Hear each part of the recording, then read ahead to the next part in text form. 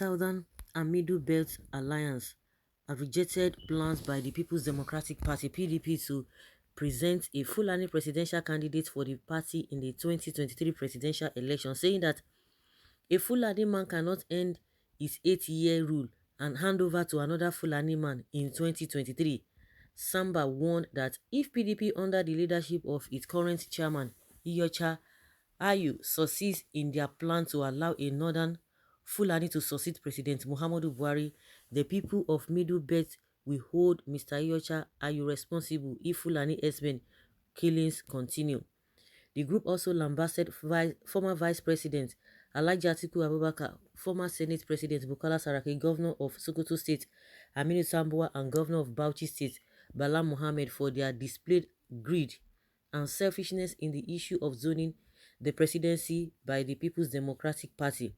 The group, in a statement signed by its spokesman, Prince Rangpam Jr., after reviewing political horse trading ahead of the 2023 presidential election, wondered how the likes of Atiku, Saraki, and Tambuwa, who are Fulani by tribe, have the effrontery to come out and declare for presidency in 2023 when a northerner Fulani and Muslim is about completing his 8 years in power in 2023. Samba also described Atiku, Saraki, Muhammad, and Tambuwa as selfish and greedy leaders who are only desperate to grab power, asking what they have done with the offices they have occupied so far. The group added that for the likes of Atiku, Saraki, and Tambuwa to talk down on zoning is like laying a foundation for the disintegration of Nigeria, because the country's constitution was established on the basis of equity, fairness, and justice. Samba also said that those politicians that still believe that they have the population and therefore must hold on to power display stone, stone age mentality, adding that if the northern politicians believe that they can hold on to power because of their large population, then the southern part of the country should also hold to their natural resources. The statement reads in part, the recent declaration by the trial of former Vice President Alhaji Atiku Abubakar, former Senate President Bukola Saraki, and Governor of Sokoto State Aminu Tambuwa is an indication of selfishness and greed. The country was established on the principle of fairness, equity, justice. The presupposes that every part of the country will be treated fairly and be given a sense of belonging. But the recent declaration by the trial of Atiku, Saraki, and Tambuwa is an indication that they don't believe in that principle. How could a northerner, a Fulani, and a Muslim spend 8 years in power, and people from the same ethnic group are warming up to govern again, thereby aiming for 16 years of back-to-back Fulani rule? To us, the ambition to rule is not about service to the country, but about grabbing power with the sole aim of plundering our resources. If we critically review their administration when they were at the corridors of power, what development did they bring to the nation? For them to think that they have the population at their disposal is Stone Age thinking that can sever the relationship between the South and the North if they are not careful. What about the South-South and the Southeast regions that are making provisions for the running of the country? We therefore urge the People's Democratic Party (PDP) to consider our unity and take a firm and transparent position on the issue of zoning rather than hiding behind one finger, because any attempts by the party to throw the presidency open could pave way for other Fulani man, and that will backfire immediately.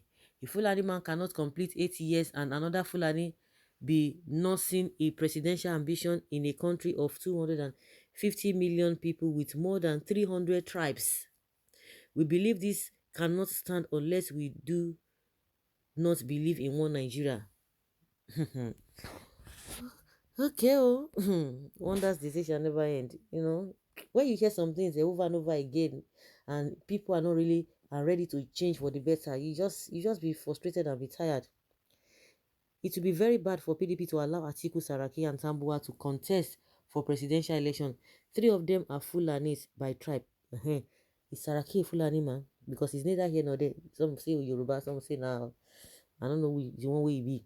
It will be unfair for Buhari, a Fulani man, to complete 8 years and hand over to another Fulani. Never. Okay, thank you, Samba, for clearly voicing out my outrage severally expressed in the social media for some time now.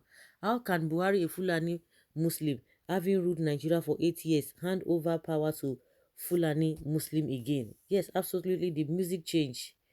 Benue will recover their lands. Plateau will recover her lands, and land grabbers we shall be flushed out.